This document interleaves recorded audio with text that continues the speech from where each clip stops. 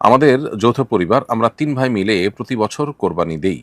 ছোট ও মেঝো ভাইয়ের আয় তুলনামূলক কম হওয়ায় তারা কিছুটা কম টাকা দেয়। বড় ভাই হিসাবে আমি বেশি অংশ বহন করি। কোরবানির শেষে গোশত সমান ভাগে ভাগ করে নেই। এবারও এভাবেই কোরবানি দেওয়ার নিয়ত করেছি। একজন বললেন, এভাবে কম বেশি টাকা দিয়ে কোরবানি করা যাবে না, সবাইকে সমান টাকা দিতে হবে। মাসালাটি জানতে চাই। প্রিয় ভাই, কম বেশি করে দেয়া যাবে না, সমান হারে দিতে হবে এমনটি সঠিক কথা নয়। ধরুন আপনারা ৩ ভাই আছেন বা ৪ ভাই আছেন। এই ৪ ভাই মিলে কোরবানি দিতে হলে একটা পশুতে, একটা গরুতে ৪ ভাইকে সমান হারে ৪টা ভাগই করতে হবে এমনটি আবশ্যক না।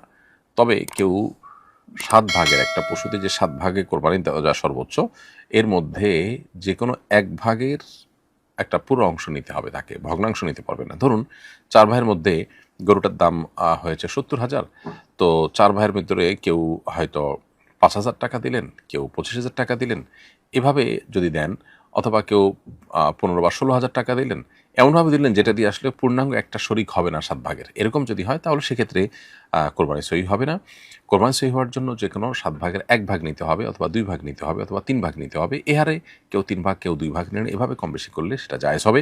আর যদি কেউ ১.৫ ভাগ নেন, ৭ ভাগের পূর্ণ ১ ভাগ না নিয়ে ১ ভাগ প্লাস আরও কিছু নেন, বা ১ ভাগের একটু কম নেন এবং সে পরিমাণ গোশত ভাগ করে নেন, তাহলে এটা জায়েজ হবে না, অর্থাৎ কোরবানি এতে বিশুদ্ধ হবে না।